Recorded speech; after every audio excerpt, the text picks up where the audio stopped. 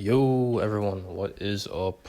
I am back again with another vid, and today's topic or topics will be a little bit interesting because they are going to be based on some of the stuff that have been happening in the last, call it 2 to 3 weeks in the hip hop realm or rap. So, yeah, let's get it. So, this vid will be broken down into two parts. One, Kendrick Lamar GNX album review and the recent happenings, or basically the results of that album drop, as well as like basically, Drizzy acting like a damn buffoon, as always. But yeah. So, the first part. So, as you all probably have known by now, Kendrick Lamar surprise dropped his new album, GNX, a 12-track album. And yeah, let me tell you, I was pleasantly surprised about this release. Like, I was actually at work and I was at lunch eating, and I said, you know what, I'm gonna pop over on YouTube for a little bit, see what's happening. And I saw the channel update on Kendrick Lamar's YouTube channel, and I saw like the teaser that he dropped before the album. And bro, I was like, yo, this means that he's gonna be dropping an album soon. And then I probably like took a break to eat. And then after that, bro, like 15 minutes, like I mark you, like not even 15 minutes, like 5 minutes after that, bro dropped the fucking album. And I was like, yo, this guy does not give a shit about people at all. Like, why would he drop it on a Friday morning when he knows that niggas are at work? Like, he probably got that from Tyler with the whole Chromacopia drop, it being on a, Monday and shit. Then again, the album didn't exactly drop on like a full weekday, but still. Now, what do I think of the GNX album? I thought that it was freaking amazing, bro. Like, what else? Like, if you go on YouTube, or, well, not even YouTube, if you go on any social media platform right now, or perhaps if you did, like, after the release, you could see the impact it had on people. Like, it was amazing. I give the album, in terms of ratings and all, I think it was a very solid album. Like, short, sweet, concise, however it got to the point, and it didn't overstay its welcome, with certain tracks. It was just amazing. But yeah, that's basically what I thought about the album. It was like amazing to me. And it was also like interesting what he was able to accomplish in just like freaking 12 tracks, like on a 45-minute album. Like, it was amazing to me.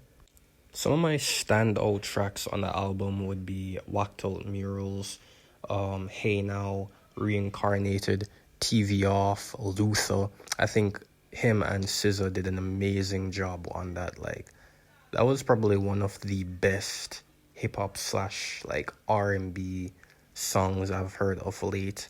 And I think it might, low key, it might be better than Love on Kendrick Lamar's Damn album. If you remember that, then yeah. But when Kendrick Lamar and SZA team up, it's usually always gold. So, yeah, to be expected, but still, it was an amazing song for me. Other standouts I had were like Dodger Blue, you have GNX as well as Heart Part 6. Now, I think it's crazy that Kendrick managed, or didn't manage, but he basically said, fuck you to Drake, who, released the diss track Heart Part 6. He kind of like followed that chronological order and took that before Kendrick could do it. But basically, Kendrick said, you know what? I don't give a shit about that. I am dropping a song titled Heart Part 6, and there's nothing you can do about that. So I thought it was great. I love the track, and it's, reminiscing on the old days of when Kendrick was a part of TDE, how him and Schoolboy Q, Absol, and a bunch of other people, his basically his dynamic at that time with them, how he used to, just cooperate and make songs with them and stuff. basically just reminiscing about good times he had with TD, how much the people who worked with him, how it meant to him, or what it meant to him at the time and stuff. So yeah, I think Hard Part 6 was like an amazing freaking song. I loved it. I loved that aspect of how Kendrick Lamar brought that out. By the way, I thought that the intro track, bro, like Whacked Out Neurals, I don't know what about it is, but it just like damn. Like he did everything that people were wanting him to do on the album in the first track, and I was like, yo, he's really on that timing. He locked in for real. But yeah, man, it was just crazy to me. But yeah, I'm gonna move on to the next part of the vid, which would be the impact or the effects of the album. Now, as you probably all know by now, uh, the album is slated to, I think it already has been a week, but I think it was slated to earn 320K sales during the first week. So, yeah, pretty much a success, seeing that it was a surprise drop. A lot of people are happy about the album, but you have a lot of people that are kind of salty about the album, namely Lil Wayne and Drizzy Drizzy. If you know, you know. Now, let me tell you, when it came out that Drake had pursued legal action with UMG based on Not Like Us diss track, I was confused at first, and then the emotion that followed was like immediately after that was like just pure rage and anger. Well, not really rage, because to be honest, I don't really give a crap about whatever Drake does like that, but it still pissed me off how on hip hop or on rap that was. I don't know if I'm explaining it in the right way, but it just didn't feel like the essence of hip hop was in that decision at all. Like it just it took me for a I don't know, man, but yeah. So basically, Drake pursued legal actions not once, but twice on the Not Like Us diss track, saying a whole lot of stuff, implying a whole lot of stuff, basically saying that Spotify had bumped up the numbers and the overall percentages and analytics to make it seem as if the track had more success than advertised. And he also basically called out NFR podcast. He called out UMG. I think this whole lawsuit that he's doing is against UMG. Also, don't get it fucked up. This lawsuits or the two lawsuits, they ain't against Kendrick at all, or at least not yet, but more against UMG and what he believes UMG and Spotify did to basically fuck up his business, which I still don't understand, but yeah. And you know what the crazy thing is? You have people saying that, oh, this is actually good because Drake will be calling out some of the buffoonery that has been happening in the industry, that being bot sales, unrealistic, or not really unrealistic, but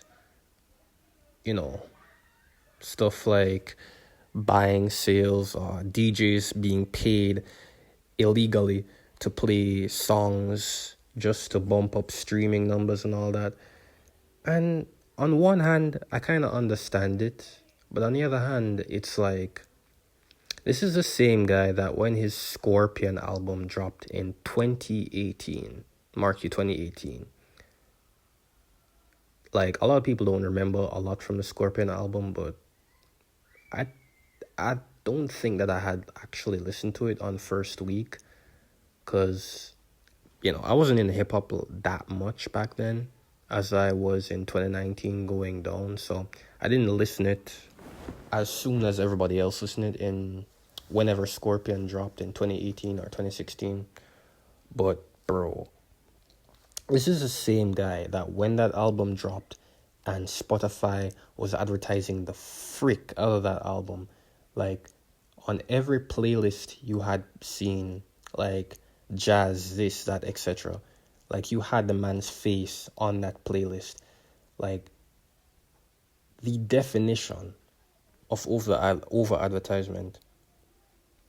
And he said nothing about that. He didn't call out Spotify at that time. He didn't do anything. And now, when I guess the same thing is being done to another artist or for another artist, which would go against him and his business in his mind, I guess, he calls it out. Like, that is one of the most, like, backwards, hypocritical shits I've seen in a while. Like, the amount of hypocrisy is just crazy to me. Now, I didn't really necessarily expect a lot from Drake. I didn't expect him to take this whole him losing this or whatever, or him losing the rap battle that happened between him and Kendrick with Grease. I didn't expect him to take it on the chin. But for him to be doing all this shit and including legal matters in this, it's just, damn. Like, I knew he was petty. I knew he was a bitch about a lot of stuff, but I didn't know that he was this.